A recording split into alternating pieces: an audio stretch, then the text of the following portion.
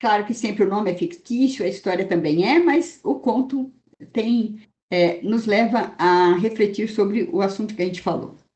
Então, é O Silêncio de Clara.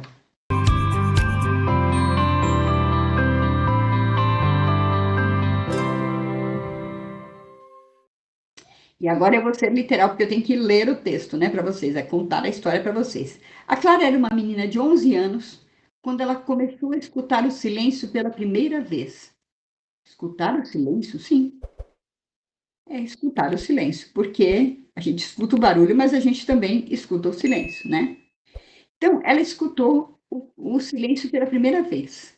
Não o silêncio comum das noites no interior, com os grilos, o assobio do vento entre as frestas das janelas. Era outro tipo de silêncio. Um que vinha de dentro, um espaço vazio, onde antes tinha sempre alguma coisa. Uma música, um vídeo, uma notificação, uma chamada, um WhatsApp, algo. Sempre alguma coisa. Não havia silêncio. Antes disso, Clara vivia colada nas telas. O celular era uma extensão da sua mão. E talvez até da sua mente. Então, o seu dia começava com o brilho do visor do celular, iluminando o rosto, amassado de sono, e terminava com os olhos ardendo de tanto ficar em frente às telas, piscando um pouco, mas insistindo em só mais um vídeo, só mais um jogo, e assim nessa rolagem sem fim. Seus pais, ocupados, meio anestesiados também pela vida digital, não notavam esses pequenos desaparecimentos de Clara. Não um desaparecimento de não estar no mundo, mas desaparecimento do convívio, né? A menina que antes fazia perguntas curiosas, que desenhava, que via na janela e fazia perguntas, inventava histórias, criava palavras mágicas, agora estava sempre ali, mas não estava. Estava ali, mas estava ausente. Os olhos fixos, os dedos rápidos, o corpo presente e a alma longe, longe. Foi a avó que percebeu isso primeiro. Dona Lourdes, a avó dela, morava no andar de baixo. E ela era uma mulher de silêncios antigos, daquelas que sabiam escutar o tempo. Um dia, ela subiu para entregar um bolo de fubá e encontrou Clara no sofá, olhos vidrados num vídeo que mudava de cena a cada 3 segundos. Gritos, músicas, risadas, cortes rápidos. Dona Lourdes olhou para ela e perguntou: Você está entendendo alguma coisa, Clarinha? Perguntou docemente para ela. Você está entendendo alguma coisa? Clara não respondeu. Só levantou a cabeça um segundo e voltou a olhar para a tela. Dona Lourdes suspirou. Havia visto isso antes, mas nunca numa criança tão pequena. Uma criança de 11 anos. Naquela noite, ela resolveu conversar com os pais da Clara. Ela disse pouco, mas plantou uma dúvida. Os pais riram e desconversaram. Não, mãe, isso é da geração dela. Mas a semente já estava lançada, de qualquer forma. No fim de semana seguinte, a energia caiu. E aí, teve uma queda de luz, um apagão na cidade. Sem internet, sem vídeo, sem jogos. Clara entrou em pânico. Com certeza. Ela chorou, gritou, batia as portas, ficou muito agitada. O mundo parecia ter sido desligado. E o cérebro dela também. Essa luz demorou, gente, essa luz demorou. Foram 3 dias de apagão. 3 dias em que o tempo voltou ao normal.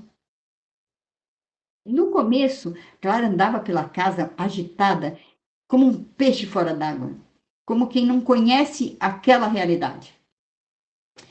Até que, por puro tédio, por pura falta de opção aos seus olhos, né, ela pegou um livro de contos que a avó dera para ela alguns anos atrás, uns 3, 4 anos atrás. O livro tinha cheiro de papel e histórias que começavam devagar, com palavras compridas. Ela começou a prestar atenção. Foi difícil no início, mas cada frase parecia uma eternidade, diferente do mundo digital. Seu cérebro, aos poucos, foi se acostumando que os estímulos não são tão instantâneos. E no começo resistia muito. Mas algo estranho aconteceu. Quanto mais lia, Clara sentia algo se mexendo dentro dela, como se uma parte que estava adormecida começasse a acordar. Uma parte que ela ainda mostrava e ela percebia que conseguia imaginar. Ela estava entrando no imaginário daquela história que ela estava lendo. Nos dias seguintes, Clara reaprendeu a brincar com o silêncio. Ela desenhou com lápis de cor, ela inventou uma história com fantoches, ela pediu ajuda para a avó para fazer um pão. Vó, vamos fazer um pão? Me ajuda a fazer aqui? E as duas mexeram com massa, foi aquela sujeira, aquela brincadeira, encheram as mãos e o rosto, a roupa de farinha, enfim. E pasmem vocês que ela conversou com os pais durante o jantar. Olha só! E pela primeira vez em meses, ela dormiu sem o celular na mão. Quando a energia voltou, Clara não correu necessariamente para o celular. Ela olhou para o aparelho, hesitou, pensou um pouco e deixou na estante e voltou para o livro porque ela queria saber o final da história. E os pais ficaram muito surpresos. O que aconteceu com ela? Perguntou o pai. O que está acontecendo? Dona Lourdes, muito sábia, com um leve sorriso, respondeu: ela se reencontrou com o próprio silêncio interior. E no silêncio, ela encontrou de novo a imaginação, a calma, a clarinha de verdade. Então, eu vou deixar aqui uma reflexão para vocês e para todos nós, né? Professores, pais, para todos. Esse conto mostra com muita sensibilidade como é que o uso excessivo da internet, das telas, pode influenciar profundamente a cognição infantil.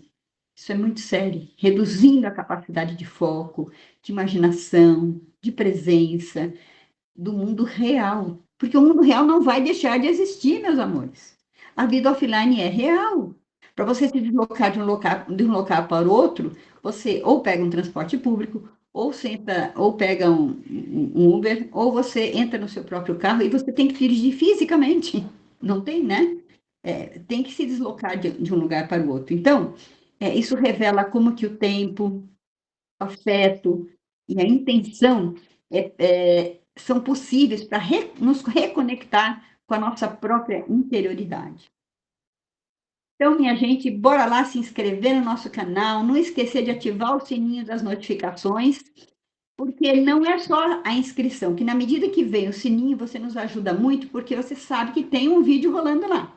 Se você não puder assistir naquele momento, ok, dá aquela curtida básica e assiste depois. Arruma um tempinho para ir para o mundo real das reflexões, né? Para a gente se reconectar conosco mesmos, ok? Até o próximo encontro, então.